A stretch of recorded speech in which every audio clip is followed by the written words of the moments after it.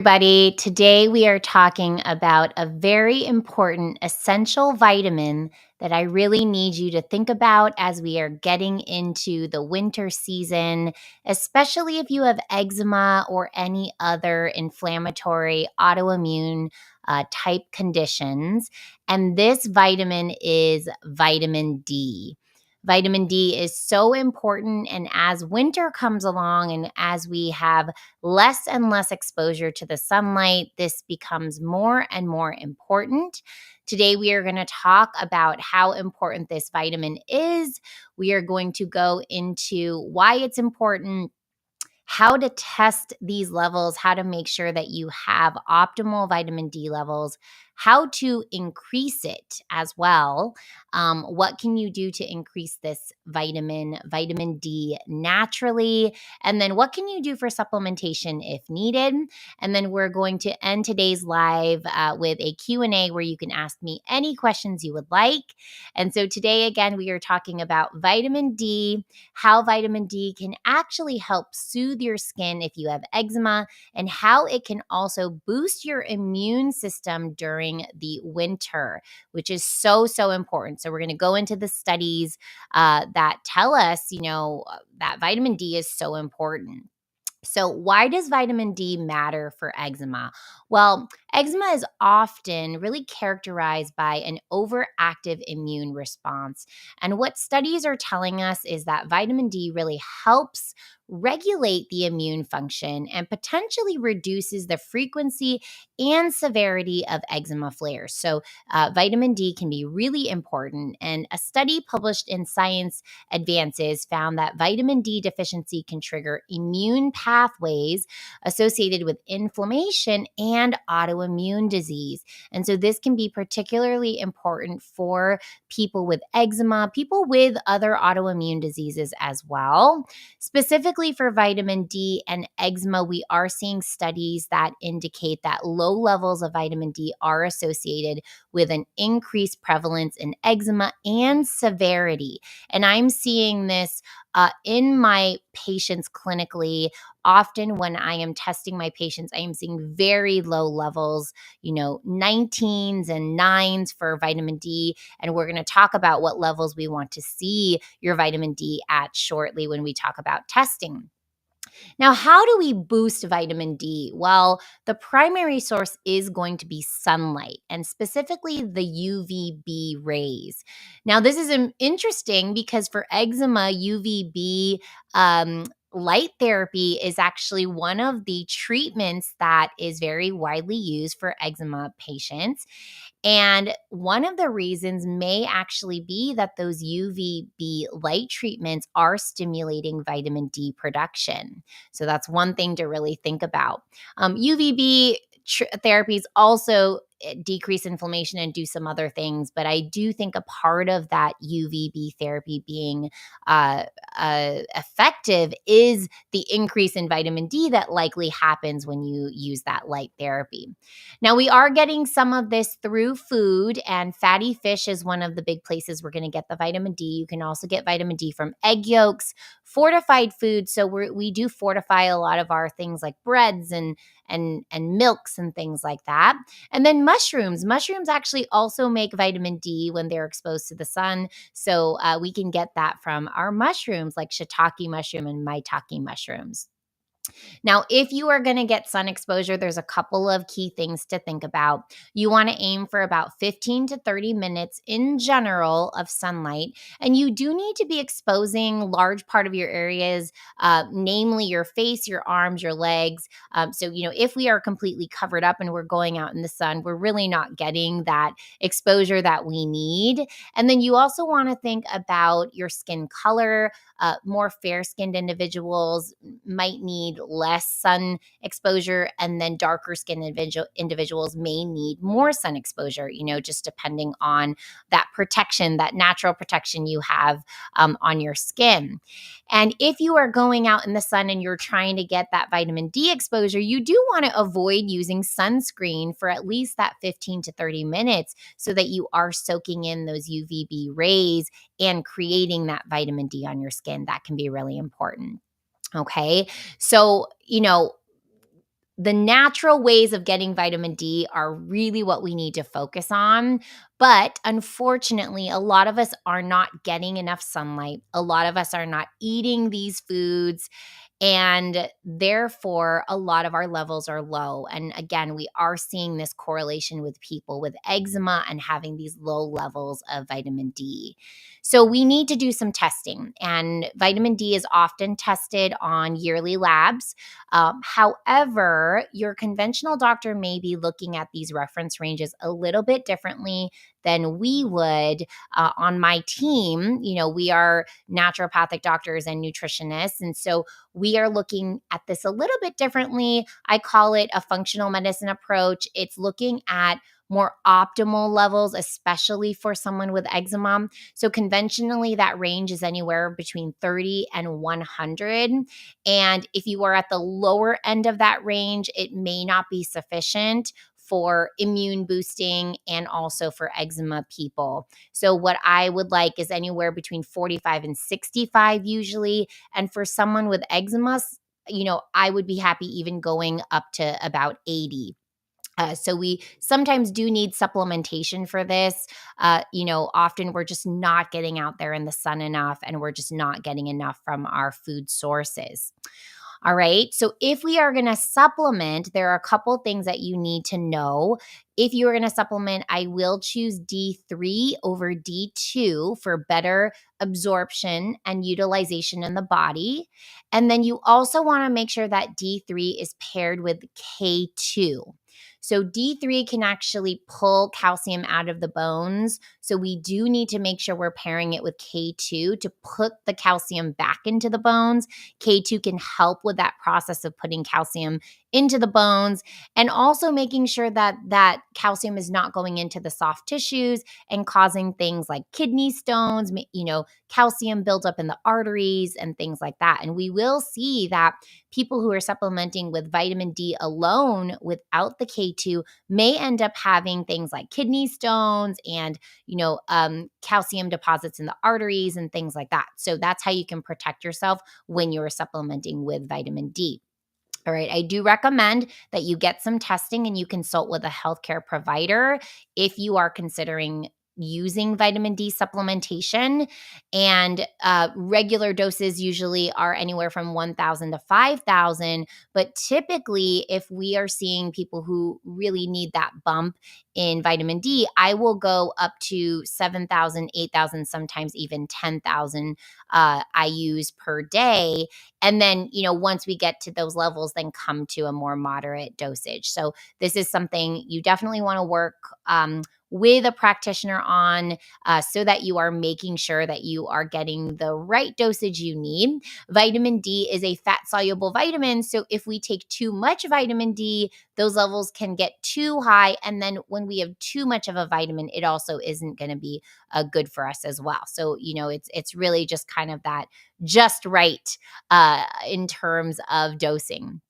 Now, I have found clinically that people do have problems with vitamin D supplementation, and there are a couple of reasons this could be the case. When people are taking vitamin D and they get symptoms like nausea or stomach discomfort or headaches, this can be common.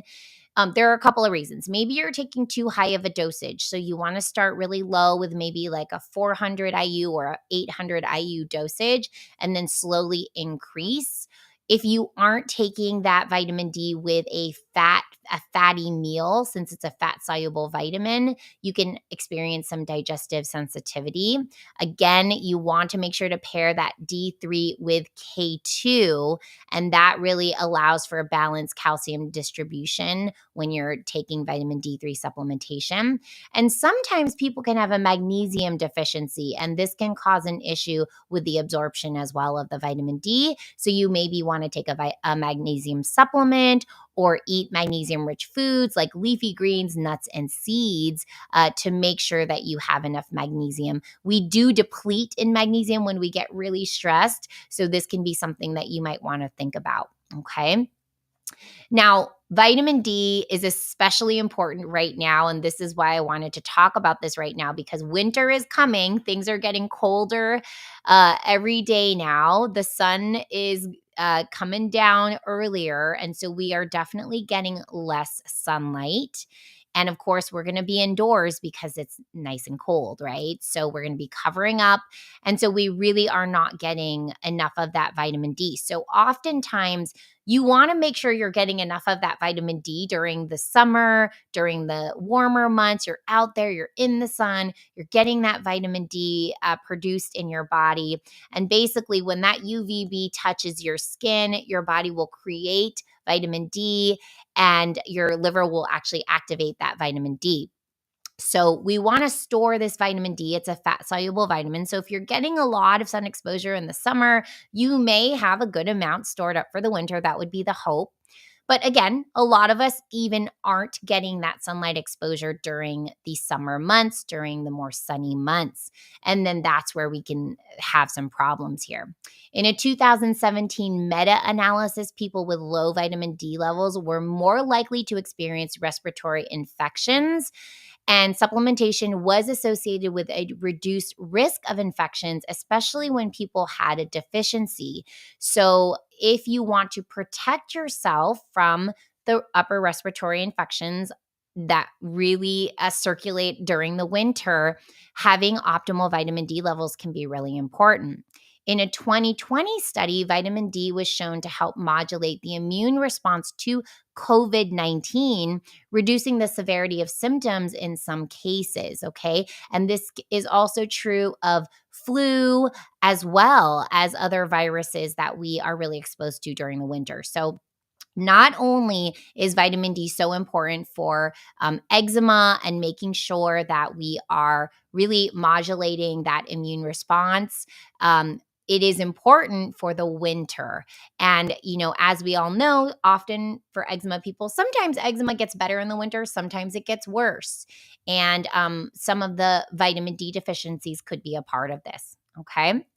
If you have if you are having eczema, if you have autoimmune disease, if you have any inflammatory conditions, I do definitely recommend getting testing for vitamin D along with a bunch of other testing. But vitamin D can be one of those tests that, almost always anyone with chronic disease, chronic inflammation, autoimmune disease, eczema will see that those vitamin D levels are low. And remember that conventional reference range that's between 30 and 100, and your vitamin D might be around 36. We want to see that vitamin D level a little bit higher. So, around 50 would be great. And for an eczema person, between 50 and 80 is really what we want to see. And then how do you get to those numbers, is important in terms of lifestyle, nutrition, but also supplementation. And then making sure you're working with someone to get the right dosing for that is really important. So at Clean Body, this is something we test at the very beginning. We're testing every single person for vitamin D, and we are starting supplementation typically, and we are giving you lots of lifestyle recommendations for getting out there in the sun and also nutrition recommendations for eating vitamin D rich foods. Okay. If you have eczema, I have so many resources. So reach out to me. You can DM me and just DM me relief, and I'll send you all of my resources. Here are some of them. You can also find them on the link in my bio. So I have a free eczema relief guide that's giving you natural ways to ameliorate the itchiness and also help with sleep. I have a free eczema root cause assessment, so you can also check that out. It's a 3-minute assessment where you can understand the root causes of your eczema. I also have a eczema relief workshop, and this is where I'm going live to answer all your questions and assessing your eczema and helping you to understand what the root causes are. If you wanted to meet with me directly, you can just go ahead and book a consultation directly. You can get 30% off since you are at today's live using the code IGDC30. And I do have a 100% money back guarantee on this consultation. So if you don't understand what's going on with your eczema by the time the consultation is over, just ask for your money back. Okay. All right. It's time for questions. I do want to remind you that this is for informational purposes only. This is not medical advice, but if you do want my medical advice, then definitely consider booking a consultation or diving into my resources to get more information about how to tackle eczema from within. Okay. All right. Now, I would love to open it up to questions. And I am going to go back and see if there are any questions that have been entered here. Let's see. So we have, do you get that separate? Okay. I think that this person might be talking about the D3 and the K2. And you will normally get these in one supplement. And we do have a supplement called Defender, which I may have kind of, it's right here. So I do recommend, we have one at Clean Body called Defender. If you go to the link in my bio, go to cleanbody.health, you can check this out. I do love the liquid vitamin Ds, just in case the absorption or the breakdown of pills is not working too well for somebody. And this is in a olive oil base. And then so you just basically stick this in your mouth when you're having meals, and that'll be a fat soluble vitamin. So you want to make sure to do this again with a fatty meal. Okay. And normally they come together in one supplement. How do you fix tennis elbow? I have been in pain for 3 weeks. Okay, so for tennis elbow, obviously, as it sounds, this could be overuse. Like if you were playing tennis and you keep using that elbow a lot. But the other thing I'd want you to think about is inflammation in general. And that could be from food, is a big place that we might see inflammation in general. So you may want to think about that in terms of gluten, dairy, things like that, that could actually be causing inflammation in the system. Other things like nightshades, even tomatoes, potatoes, eggplant can also be potentially causing an issue with things like tennis elbow. Okay. Um, and let's see, what about liquid vitamin D in a probiotic for a toddler? Um, Liquid vitamin D for a toddler is great. I do notice that some of those vitamin D supplements for toddlers do not have K2 in them. So sometimes what I would recommend is actually the D3 K2, the Defender that I just showed you guys. It's 1,000 IUs per drop, and I will often recommend just not giving that every day, because normally a dosage for a toddler might be a lower dosage, like a 400 IU. So you could consider giving like one drop a couple times a week instead. And of course, working with someone is going to be important to just make sure for your toddler you're getting the right amount here, and you're not, your toddler, if your toddler has any reactions to the vitamin D, then you want to make sure that you're changing the dosage and doing things to make that better. All right, let's see. Can a sunbed be a good source of vitamin D? So I would say I would really recommend not necessarily using a sunbed or like a tanning bed if that's what you're talking about. Yes, there will be UVB there. I think there can be dangers there when you're doing a sunbed in terms of things like skin cancer and the exposures that we are typically trying to protect ourselves from when we're using sunblock. So it wouldn't be my recommendation for vitamin D. If you are using a sunbed, you may actually be getting that UVB to increase the vitamin D levels. So if you are doing that already, but it isn't something I necessarily would recommend because of the dangers of skin cancer, et cetera, from that exposure. All right. How often can we take 2,000 IUs of 20,000? I'm sorry.